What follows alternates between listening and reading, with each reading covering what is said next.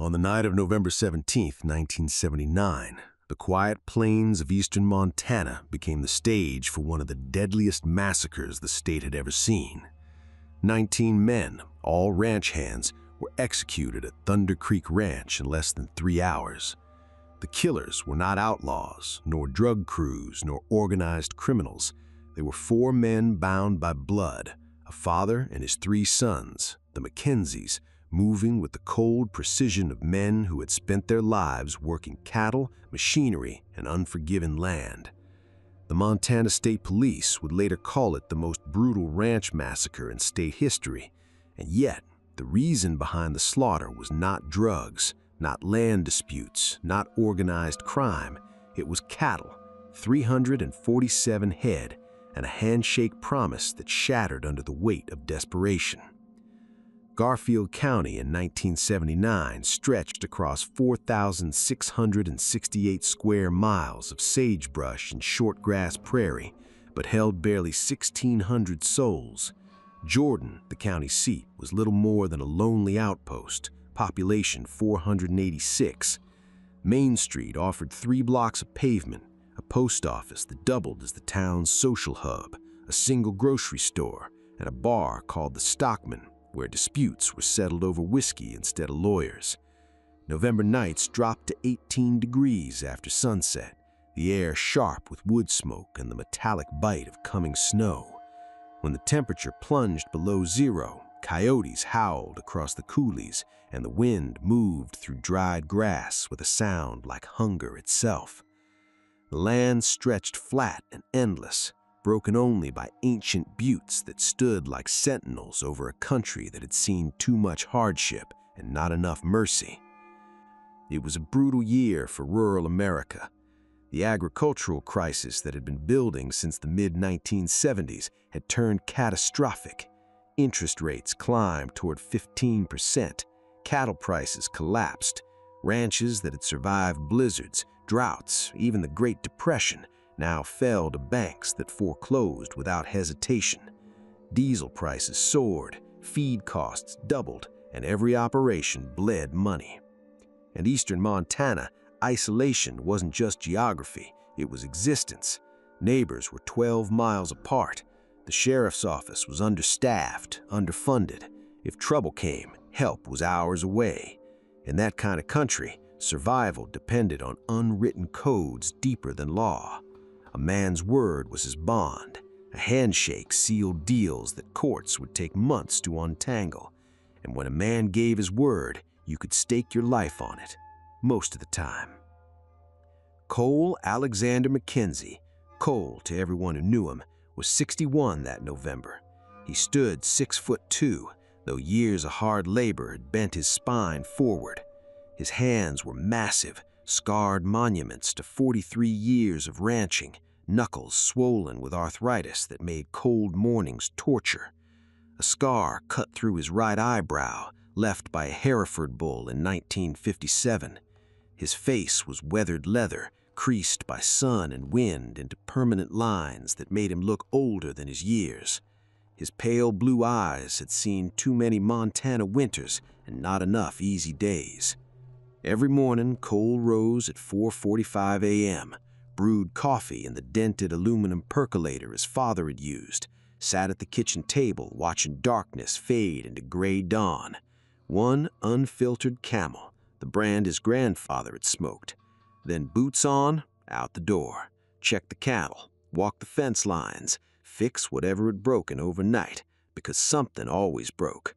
The water pump, the truck, the gate latch, always something.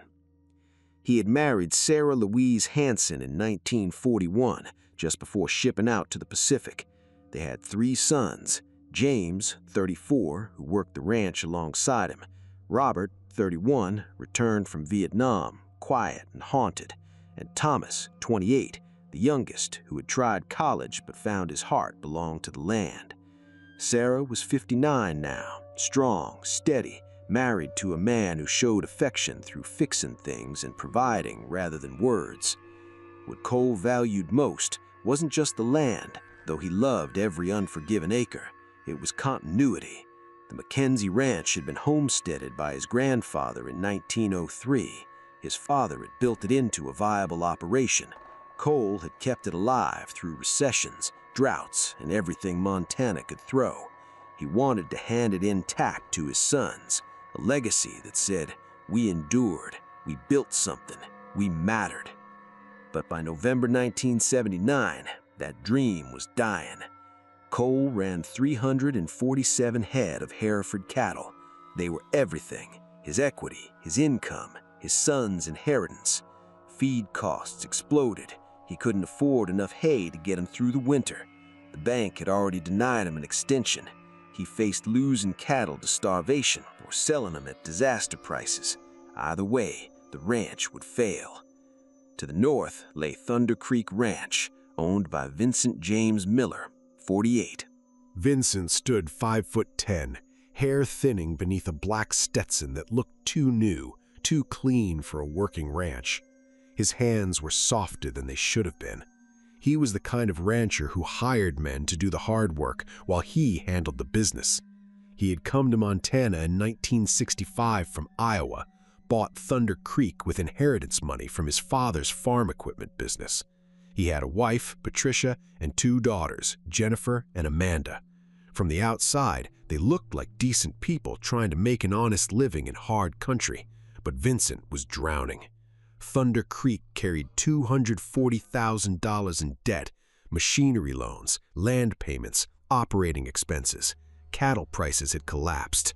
Vincent wasn't a bad man. He was a desperate man, and desperate men make choices that destroy themselves and everyone around them. For 14 years, Cole and Vincent had maintained a cordial relationship, not friendship, but mutual respect. They had helped each other during roundups. Cole had loaned Vincent his stock trailer in '75. Vincent had let Cole graze 30 head during the drought of '77. They weren't close, but they were neighbors in the truest Montana sense. They understood each other. That understanding shattered on September 22nd, 1979. Cole drove to Thunder Creek looking for options. He explained his situation. Vincent listened. The solution seemed simple. Vincent had extra pasture and hay. What if Cole moved his herd to Thunder Creek for the winter? Vincent would feed them, care for them. Come spring, Cole would pay him back. Cash, labor, whatever it took. A gentleman's agreement, a handshake deal. They stood in Vincent's barn, dust motes floating in shafts of late afternoon sunlight, the smell of hay, manure, diesel fuel. Vincent looked at Cole for a long moment, then nodded. "All right, Cole, we'll do it. You have my word." They shook hands. On October 1st, Cole moved his entire herd, 347 head, everything he owned, to Thunder Creek Ranch. Vincent signed a handwritten receipt acknowledging custody. No lawyers, no contracts, just 2 men's word and a piece of paper. For 4 weeks, everything seemed fine. Cole checked twice a week. The cattle looked healthy, well-fed. Vincent was keeping his promise. Then, on November 4th, Cole drove to Thunder Creek and found the pastures empty. 347 head of cattle, gone. Patricia Miller answered the door, pale. "Vincent's not here, Cole. He's in Miles City on business." Cole's chest went cold. "Where's my herd, Patricia?" She couldn't meet her eyes. "I don't know. Vincent handles all that." It took 6 days for Cole to learn the truth. On November 10th, a livestock auctioneer in Miles City remembered the sale. Vincent Miller had sold 347 head of Hereford cattle on November 2nd, $147,000, market price, a good sale. Cole's entire herd, his life's work, his son's inheritance, gone, sold without his knowledge or consent by the man who had given his word. Cole drove home, walked into the kitchen where Sarah was making dinner. She saw his face and knew. "He sold them," Cole said quietly. "Vincent sold my cattle, every last one." Sarah's hand went to her mouth. "We'll call the sheriff. We'll get a lawyer." "His word," Cole interrupted. "I trusted his word." That night, Cole sat on his porch in the freezing November dark, smoking one cigarette after another.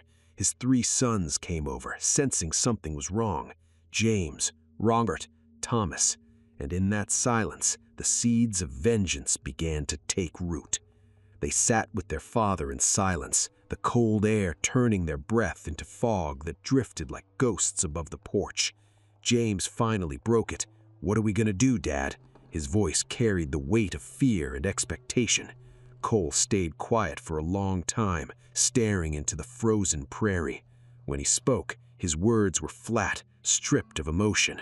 "I don't know yet, but Vincent Miller broke his word. In this country, that means something." What Cole couldn't see in that moment was how those words, spoken in the dark November night, would ignite a chain of events that left 19 men dead, 4 men condemned to life in prison, and a small Montana town scarred forever by the night when betrayal and frontier justice collided in silence and blood. The next morning, Cole drove into Jordan to see the county attorney. Robert Hanson's office sat above the hardware store, one room with a desk, filing cabinets, and a window overlooking Main Street. Hanson was 53, glasses dangling from a chain, 27 years of law practice etched into his weary face. Cole laid out everything: the handshake deal, the signed receipt, the sale of 347 head of cattle without his consent. Hanson listened, scribbled notes, then leaned back with the look of a man about to deliver bad news. "Cole, you've got a civil case, breach of contract, maybe fraud, but it's your word against his. That receipt doesn't forbid him from selling." A good lawyer could argue he had authority to cover feed costs. Proving theft in court? 18 months of litigation, fees you can't afford. And even if you win, Vincent's broke. You can't collect from a man with nothing. The cattle are gone, the money's spent. Cole felt something heavy settle in his chest. "So there's nothing?" "I didn't say that. File a complaint. Sue him. It's a long road, but it's the legal road." Cole stood, put his hat on. "Thanks for your time, Bob." He walked out knowing the law would not save him. In 18 months, the ranch would be gone. His sons would lose their inheritance. Vincent Miller would walk free. By November 12th, Cole had stopped sleeping. The Sunday before Thanksgiving, the family gathered as they always did. Sarah cooked pot roast with potatoes and carrots, the kitchen filled with the smell of meat and coffee.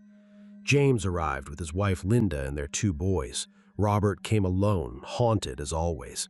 Thomas brought Katie, the school teacher who made him smile in ways Cole hadn't seen in years. Around the table, 6 adults and 2 children laughed, argued over dinner rules, talked about Christmas. For a moment, it felt normal. Thomas spoke between bites. "Dad, Katie and I were thinking after we get married next spring, we'd like to build a house on the north section near the creek, if that's all right." Cole set down his fork. "That's more than all right, son. That's exactly what your grandfather would have wanted. Mackenzie's on Mackenzie land."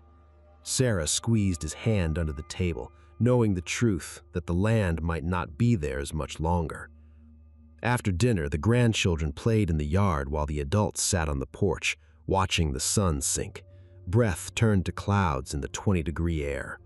James asked quietly, "How bad is it, Dad?"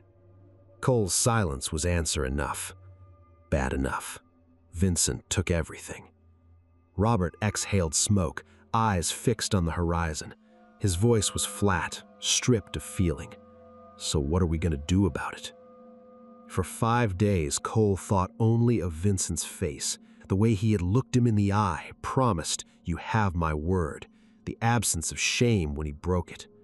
Cole drove past Thunder Creek Ranch at odd hours, watching from a distance. He saw Vincent's truck, the bunkhouse lights, counted vehicles, noted patterns. Thursday morning, binoculars in hand, he watched 19 ranch hands emerge into the cold dawn. Men from Texas, New Mexico, Mexico itself. They weren't guilty of Vincent's betrayal. They were just men working for wages. But they lived on Vincent's land. They took his money. And in Cole's mind, that made them part of it. On Friday, Cole drove 90 miles to Billings. At Frontier Outfitters, fluorescent lights hummed overhead. Elk heads stared down from the walls. He bought ammunition, Winchester 30-06 for his rifle, Remington 308 for James, Federal .243 for Robert, 50 rounds of .357 Magnum for the revolver his father had carried, $68, cash. The clerk, a kid with long hair and a mustache, barely looked at him. Going hunting? Yeah, something like that. He bought more at another store, different brands, another $53. Driving home, his hands shook on the wheel, not from fear, but from certainty. He had crossed a line. He could still turn back, throw the ammunition in a ditch, forget it all. But he didn't. He drove south toward Jordan, toward home, toward the point of no return. That night, Cole called his sons. They came after dark. James from 12 miles east, Robert from his rented house in Jordan, Thomas from the bunkhouse where he'd been living since breaking up with Katie. They sat in the barn, surrounded by tools, machinery, the smell of hay and diesel. Cole poured cheap whiskey into 4 glasses. I need to tell you something, and I need you to listen before you say anything. He laid out his plan, simple, final. James set down his glass, face pale. Dad, that's murder. Jesus Christ, you can't be serious. I'm serious. Robert said nothing, just stared with cold blue eyes that had seen Vietnam and never come back the same. Thomas stood, looked out into the darkness. There has to be another way. There isn't, Cole said. I talked to the lawyer. I talked to the sheriff. The law won't help us. By the time anything happens, we'll have lost everything. Everything your grandfather built. Everything I wanted to give you. So we kill 19 men? James' voice cracked. 19 men who didn't steal anything, who were just working for wages? They work for Vincent. They live on Vincent's land. They benefit from what he stole. That's frontier justice, the kind this country was built on, when a man's word meant something. 47 miles away, Vincent Miller sat in his office, drowning in accounts, trying to keep the bank from foreclosing. In the bunkhouse, 19 ranch hands played cards, listened to the radio, wrote letters home. Raymond Torres, 23, wrote to his mother about saving for a truck. Danny Sullivan, 19, read a letter from his pregnant girlfriend. Tom Jensen, 52, the foreman, drifted into sleep dreaming of retirement in Arizona. None of them knew their time was running out. The argument in the barn lasted 2 hours. James refused, called his father insane, threatened to call the sheriff. He left at midnight, drove home, and didn't sleep. But Robert stayed, and after a long silence, Thomas stayed too. If we do this, Robert said quietly, they would do it right, military precision, no mistakes, no hesitation. Cole studied his middle son, the one who had killed men in Vietnam, the one who had returned with nightmares and a 1,000-yard stare. Can you do that? He asked. Robert's reply was slow, deliberate. Yeah, Dad, I can do that. Thomas lowered himself back into his chair, whispering, God forgive us. For 3 days they planned. Robert sketched maps of Thunder Creek Ranch, the main house, the bunkhouse, the barn, the garage. He marked distances, sight lines, approach routes. Cole memorized them until he could see every detail with his eyes closed. He knew the bunkhouse had 2 doors and 8 windows, knew the nearest neighbor was 6 miles away, knew that at 4 in the morning every man inside would be asleep. On Tuesday night, November 16th, Cole sat on his porch, wrapped in a heavy coat, unable to sleep. The stars above were so sharp and cold they looked like shards of ice scattered across black velvet. He thought about his father, his grandfather, the code they had lived by. A man works hard, keeps his word, protects his family. When someone wrongs you, you make it right. Not through courts and lawyers, but directly with your own hands. But this wasn't a fair fight. This was darker. He could stop. He could call it off. He could tell his sons they were right. But then he thought about Vincent Miller's handshake, about the cattle, 347 head, everything he owned. His ranch foreclosed, his sons stripped of their inheritance, his family name erased from land that had been Mackenzie land for 76 years. Some betrayals couldn't be forgiven. Some wrongs couldn't be made right through legal channels. Some men had to be held accountable the old way. Inside, Sarah sat at the kitchen table, sleepless. "You're really going to do this," she said, not a question. "I have to." "No, you don't. You choose to." "Sarah, I can't let him get away with it. If I do, what does that say? That the Mackenzie name means nothing? That a man's word means nothing? That you can steal everything from your neighbor and face no consequences?" "It says you're alive. It says our sons are free. It says we can start over somewhere else." "I'm 61 years old. There is no starting over. This is all I know. This land, this work. Without it, I'm nothing." Her eyes filled with tears. "Without you, I'm nothing." Cole reached across the table, took her hand. "I'm sorry." At 2:30 a.m. on November 17th, Cole woke Robert. His son snapped alert instantly, the way soldiers do. "It's time." Robert dressed in silence, dark clothes, boots, heavy coat. They woke Thomas, who needed a moment to remember what they were about to do. His face went pale. By 4:45, they loaded the trucks, 3 rifles, the .357 Magnum, boxes of ammunition, a flashlight, rope. James hadn't come. He had refused, told his father he loved him but couldn't be part of this. He had taken his family out of town to protect himself from blame. Cole understood. Part of him had hoped all 3 sons would refuse. But Robert and Thomas hadn't. They were here, loading guns in the dark. Sarah stood on the porch, silent, arms wrapped around herself, tears streaming. Cole kissed her forehead. "I love you." "I know," she whispered. "That's what makes this so terrible." At 3 a.m., Cole and his 2 sons drove north toward Thunder Creek. They carried enough ammunition to execute 19 men. What happened in the next 3 hours would scatter bodies across the Montana prairie and turn a family tragedy into one of the deadliest ranch massacres in American history. By 3:47 a.m., the temperature had dropped to 8 degrees. The moon was 2 days past new, offering no light but the brilliance of stars across a black sky like glass. Wind cut through layers of clothing, hungry and sharp. Cole sat in his Ford F-250, engine off, hands steady on the wheel. Ahead lay Thunder Creek Ranch. The main house was dark, except for a porch light.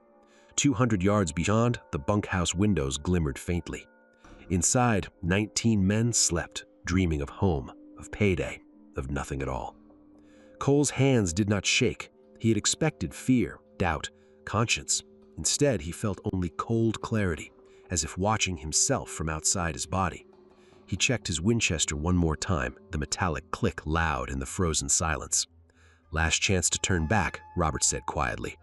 His voice was flat, the voice of a man who had killed before.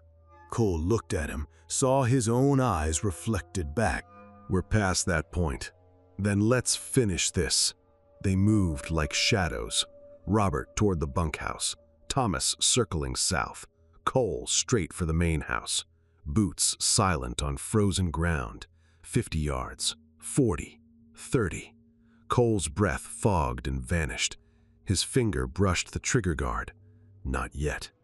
20 yards from Vincent Miller's door, a dog barked. A German shepherd charged, teeth bared. In 3 seconds, the plan would unravel. Robert stepped from the darkness, raised his .308. 1 shot. The dog fell silent. Cole waited, counted 60. No lights, no movement. The wind had carried the sound away. He kept moving. At 4:12 a.m., Cole stood at Vincent Miller's bedroom window. Through thin curtains, he saw the outline of a man sleeping. Patricia and the daughters were gone. Vincent was alone. The back door was unlocked. Cole stepped inside. The house smelled of coffee and wood smoke. A clock ticked in the dark. Each step down the hallway felt inevitable, as if written years ago. Vincent woke to the sound of the door opening, sat up reaching for the lamp. "Don't," Cole said. Vincent froze, saw the silhouette, saw the rifle. "Jesus Christ, Cole, what are you—" "You know what I'm doing." Vincent swung his legs out of bed, smaller, more fragile than Cole remembered. "This is insane. You can't—" "You sold my cattle. 347 head. Everything I owned. You gave me your word." "I had debts. The bank was coming after me. I didn't have a choice." "There's always a choice." Vincent stood slowly. "So what? You're gonna shoot me? That gonna bring your cattle back? Save your ranch?" "No, but it'll mean something. That a man's word still matters. That you can't betray your neighbor and walk away clean." Vincent's eyes darted to the nightstand. Cole saw it. There's a .45 in that drawer. You reach for it, this ends faster than you think. They stared across the dark room. Two men who had been neighbors for 14 years, who had shared coffee, weather reports, cattle talk. Cole, please, I've got daughters. Patricia and I are trying to work things out. They need me. I've got sons, a grandson I'll probably never meet. You think I don't know what I'm giving up? Then don't do this. We'll figure something out. I'll sign over the ranch, whatever you want, just don't. It's too late for that. Vincent lunged for the drawer. His hand closed around the .45, started to raise it. The Winchester roared. Vincent fell backward across the bed and lay still. Cole stood with the rifle still raised, staring at the body of a man he had known for 14 years. He waited for guilt, for horror, for regret. None came. Only a hollow satisfaction that the debt had been paid. He turned, walked out of the bedroom, leaving Vincent Miller where he lay. There was more work to do. At 4:23 a.m., Cole reached the bunkhouse. Through the window, he saw the shapes of men sleeping in rows of bunks, 19 of them, most destined to die within the next half hour. The front door was locked, the back door too. He had expected that. From his coat, he pulled a crowbar, pried the door open with a crack that echoed like a gunshot in the frozen silence. Inside, someone stirred. "Who's there?" Robert raised his rifle. 3 miles away in Jordan, Clara Jensen sat at her kitchen table, sleepless, sipping chamomile tea. She thought of her son Tom, the foreman at Thunder Creek Ranch. He had called her yesterday, promised he'd be home Tuesday for Thanksgiving, said he missed her cooking. She smiled at the thought, unaware that at that very moment, Tom was waking to gunfire, scrambling for his boots, trying to understand why someone was shooting in the bunkhouse. By 4:28 a.m., the first 3 men were dead. Robert moved methodically, clearing the bunkhouse like he had cleared buildings in Vietnam. No hesitation, no mercy. The 4th was Danny Sullivan, 19, from Billings. His girlfriend was pregnant. Hours earlier, he had written her a letter, left it on his bunk to mail Monday morning. Danny woke, saw Robert, saw the rifle, scrambled backward, fell hard on the floor. "Please, I didn't do anything. I just work here." Robert's finger tightened. He saw Danny's terrified face, the same age he had been when he shipped out to war. Thomas appeared in the doorway. "Rob, we gotta move." Robert fired. Danny Sullivan fell. Tom Jensen had reached the rifle he kept near his bunk. He fired once, wild, the bullet punching through the ceiling. Return fire hit him in the chest. He slid down the wall, leaving a trail of blood. Cole burst through the front door. Chaos. Men shouting, scrambling, trying to reach weapons, doors, windows. Some made it outside. Cole shot 2 in the yard. Robert shot 3 more fleeing through the back. By 4:38 a.m., 8 men were dead. 11 remained. Carlos Mendoza, 34, from Laredo, Texas, crawled under his bunk, pressed his face to the cold floor, whispered the rosary in Spanish. Above him were taped pictures of his 4 children. His wife was pregnant with their 5th. Thomas found him, saw the pictures, saw a man who looked like him, young, trying to build something. "Tommy," Cole's voice cut across the room, "we don't have time." Thomas thought of Katie, of the wedding that would never happen, of the life he had just destroyed. He fired. 5 men barricaded themselves in the equipment shed. Robert poured diesel around the perimeter. Cole stopped him. "No, we're not burning anyone alive." They waited. 15 minutes, 20. Finally, one man ran, then another, then the rest, scattered, desperate. Cole, Robert, and Thomas shot them as they emerged. By 4:52 a.m., 19 men were dead. The worst ranch massacre in Montana history was over. Cole walked back to his truck. His boots left prints in frozen mud. Someone would see them later and know exactly where the killer had walked. He didn't care. He wasn't running. He wasn't hiding. He sat in the driver's seat, placed the Winchester on the passenger side. His hands shook uncontrollably now. He looked at his palms, scarred from decades of ranch work, now covered in gunpowder residue. Hands that had delivered calves, built fences, held his sons as babies, held Sarah on their wedding day. Now they were killers' hands. Cole climbed into the passenger seat, Thomas into the back, both silent, both changed forever. Boys when they left the ranch 4 hours ago, something else now. "Dad," Cole said quietly, voice empty, "what do we do now?" Cole stared at the horizon, dawn approaching. "We go home, we wash up, we wait for them to come, and then we face what we did." They drove back through the darkness, 3 men who had crossed a line no human being should cross, carrying the weight of 19 dead, knowing they would carry it until the day they died. Behind them, Thunder Creek Ranch lay silent, bodies scattered in the bunkhouse, the yard, the machine shop, Vincent Miller dead in his bed, blood soaking into frozen ground. When the sun rose, it would shine on a scene that would haunt Montana for generations. The debt had been paid in the oldest currency, life for betrayal.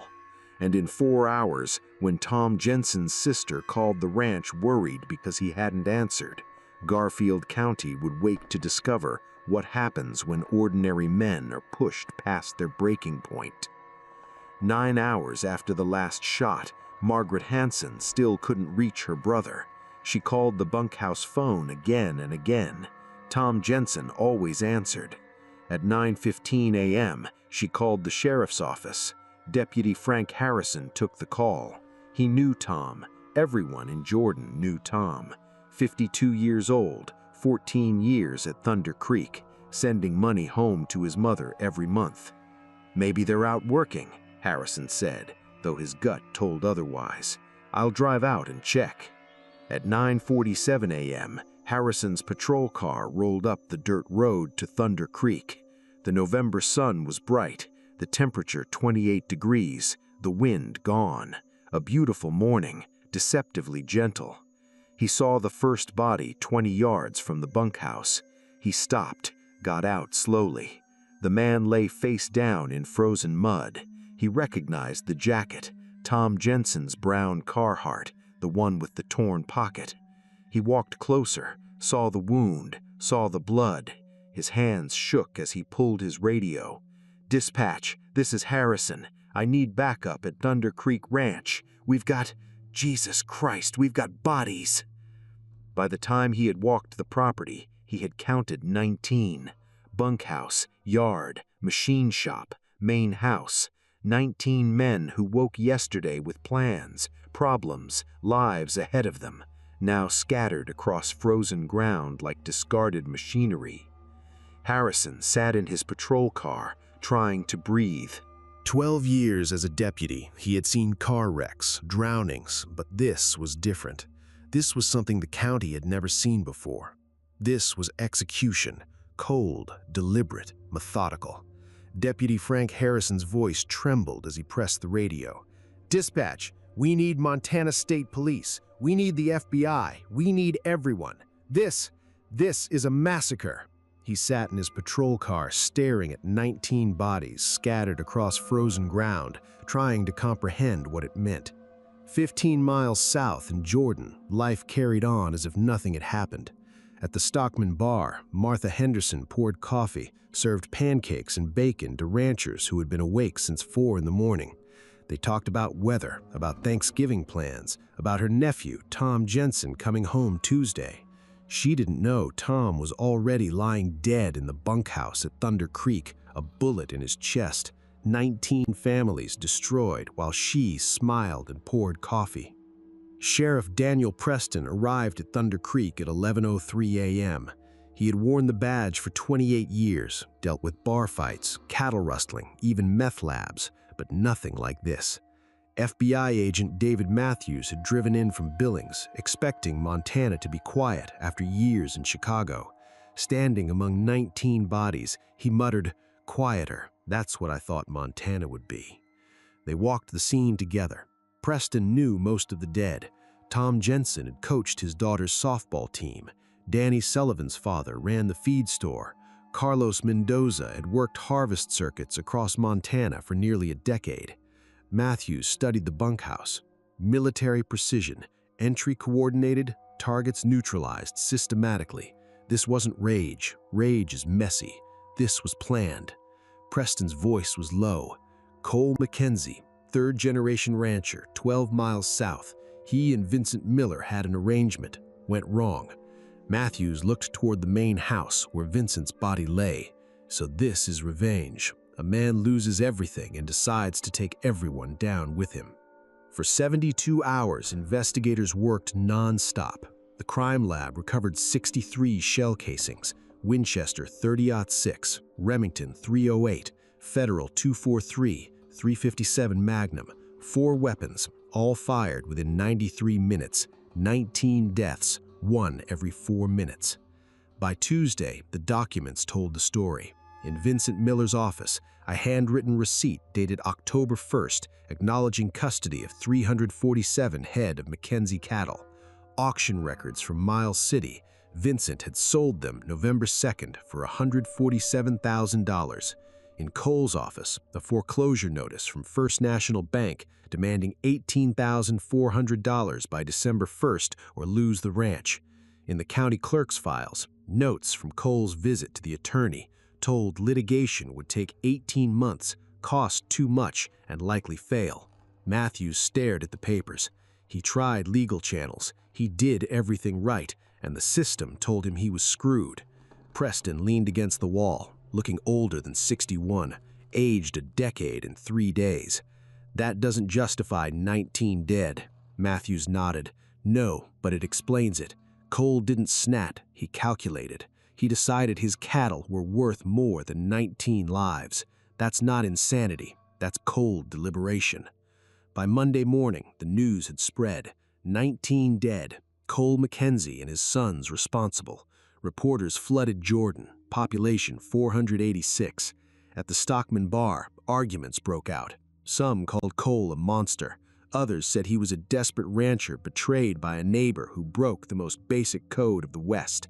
I'm not saying what he did was right, but I understand why. Vincent gave his word, shook Cole's hand, then stole everything. In this country, that used to mean something. The families of the dead demanded justice. Clara Jensen collapsed at the funeral home. Danny Sullivan's girlfriend miscarried from stress. Carlos Mendoza's wife brought their children to Montana to claim his body, then returned to Texas and never spoke of it again. At Jordan Community Church, Pastor Eugene Walsh struggled through service. He asked why, he said. Why this violence? Why couldn't 2 neighbors work out their differences? Why did 19 men have to die over cattle and pride? He had no answers. The town split. Half believed Cole was a murderer. Half believed he was a desperate man crushed by a system that failed him. On November 20th, Sheriff Preston led 8 officers to the McKenzie Ranch. 3 vehicles, rifles ready, FBI agents alongside, expecting resistance. What they found was Cole sitting on his porch, unarmed, hands resting on his knees. Robert and Thomas stood behind him, also unarmed. Sarah sat on the steps, crying silently. Preston stepped forward. Cole, I need you and your boys to come with us. Cole rose slowly, looking older than 61, aged a decade in 3 days. We are not going to make this difficult. We did what we did. Now we'll face what comes next. Robert and Thomas stepped forward, hands raised. No resistance, no drama. Just 3 men who had crossed a line and now accepted the consequences with grim determination. Preston cuffed Cole himself. Was it worth it, Cole? He asked. Cole looked at his land, at the ranch his grandfather had built, at Sarah with tears streaming down her face. Ask me in 20 years, he said, if I'm still alive to answer. They loaded the Mackenzies into separate vehicles. Cole looked back once, saw Sarah collapse into James' arms, the son who had refused to take part, who had left town with his family so he couldn't be blamed for not stopping it. The ranch house grew smaller in the distance. By Thursday, the media circus was in full swing. Headlines screamed, Thunder Creek Massacre, Montana Bloodbath. Reporters camped in Jordan, interviewing anyone who had known Cole, Vincent, or the 19 victims. But the question that haunted everyone, Agent Matthews, Sheriff Preston, ranchers, bankers, teachers, bartenders was simple and terrible. Was Cole Mackenzie a murderer, or was he a desperate father protecting his legacy the only way he knew how? And where exactly was the line between justice and revenge, between defending what's yours and destroying innocent lives? No one had answers. Just 19 bodies in the morgue, 3 men in custody, and a small Montana town that would carry the weight of that November night for generations. 57 charges of first-degree murder. The courtroom was heavy with silence as the prosecution laid out its case. Confessions, forensic evidence, shell casings matched to registered firearms, and a timeline so precise it left no room for doubt. Cole, Robert, and Thomas had driven to Thunder Creek Ranch armed with 3 rifles and a revolver. In less than 2 hours, 19 men were dead. They had returned home, washed the gunpowder from their hands, and waited for the inevitable knock at the door.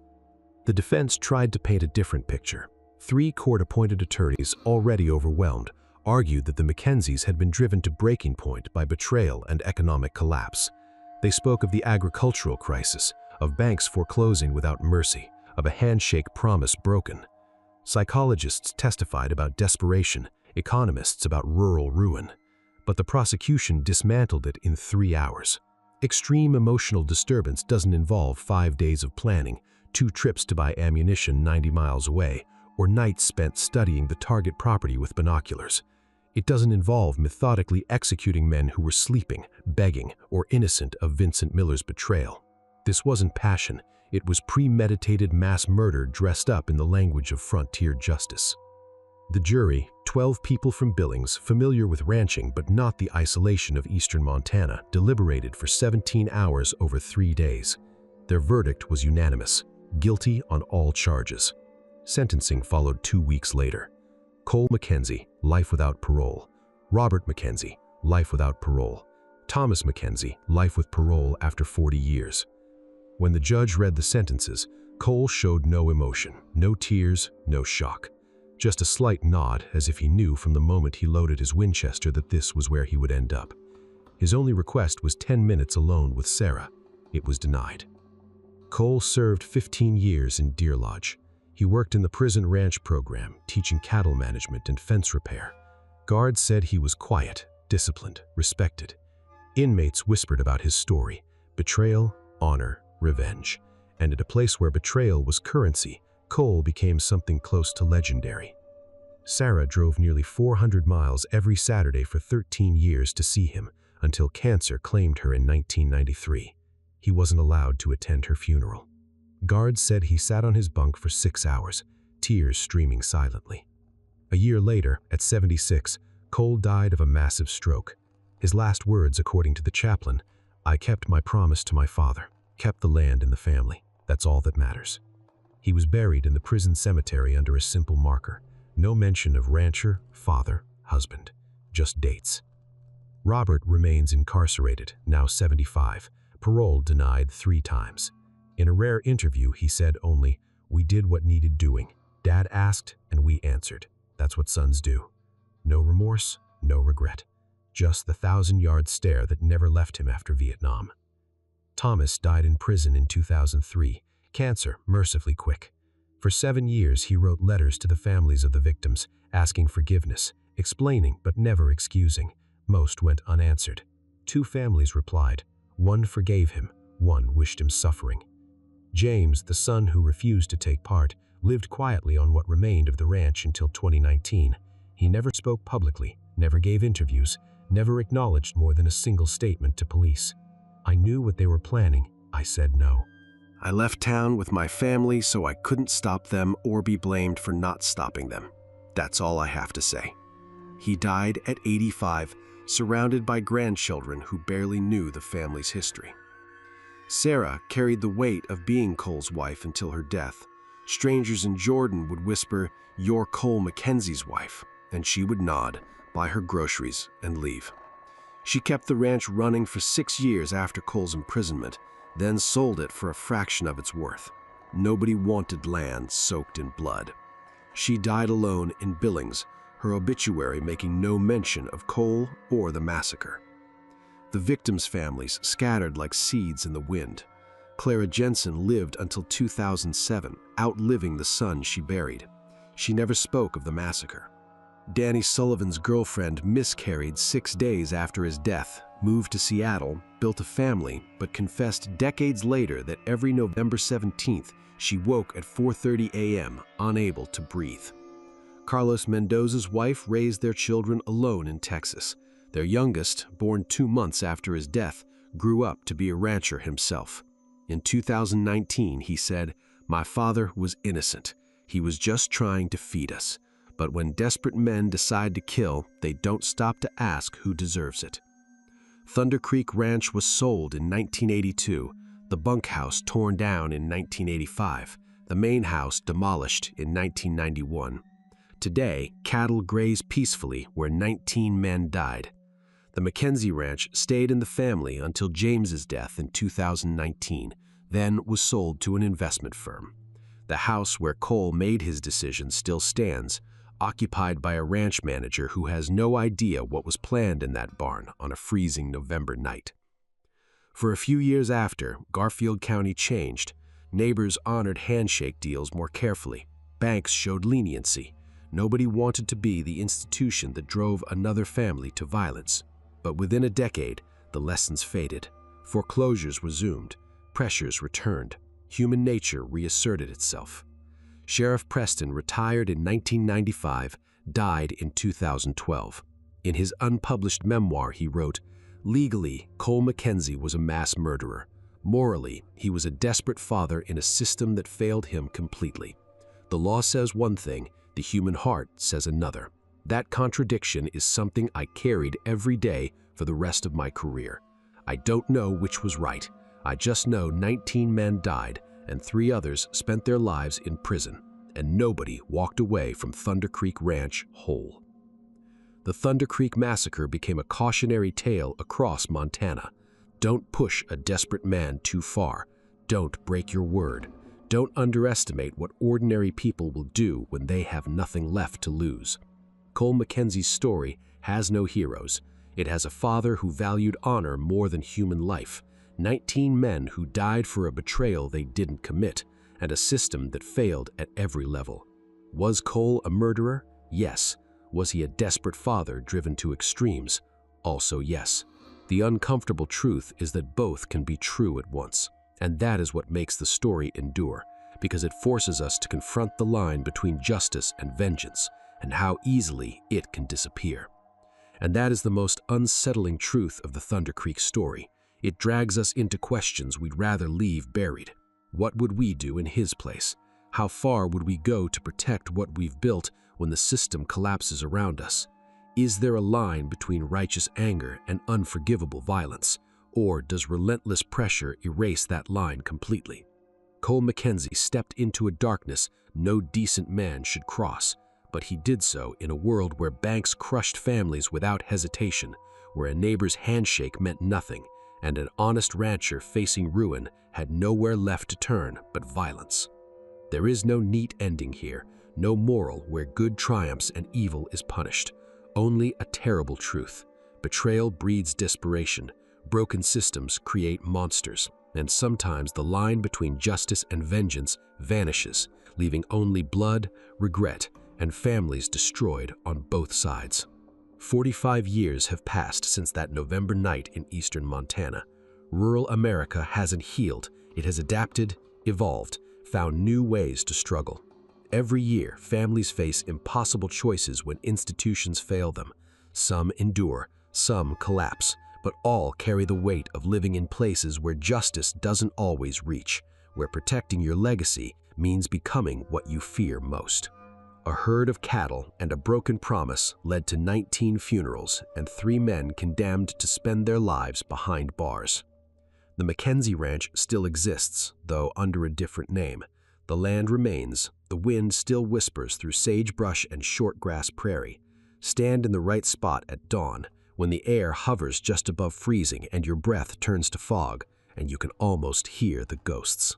There is no memorial in Jordan, no marker to explain that this was the site of one of Montana's worst massacres. The town moved on as small towns do, layering normal life over scars until they almost disappear. Children play in yards where rifles were once loaded. Families eat dinner in houses where murder was planned. Life continues, building new memories on top of old nightmares until the past becomes bearable enough to carry. Almost. Revenge never restores what was lost. It doesn't heal wounds or bring back honor. It only creates new wounds, new losses, new families forced to carry impossible weight. Cole Mackenzie believed he was protecting his legacy. Instead, he destroyed it. He eliminated one betrayer but created 19 victims. He defended his honor but lost his humanity. He won a battle but lost the war against his own soul. And so the final question remains, one each of us must answer for ourselves. Was it worth it? If this story made you reflect on justice, revenge, betrayal, and the price we pay to protect what we love, share it. These aren't just stories from the past. They're happening now in forgotten places where systems fail and honor feels like the only thing left worth defending. Until next time, remember, the monsters we fear aren't always born that way. Sometimes they're made. One broken promise, one stolen herd, one desperate November night at a time.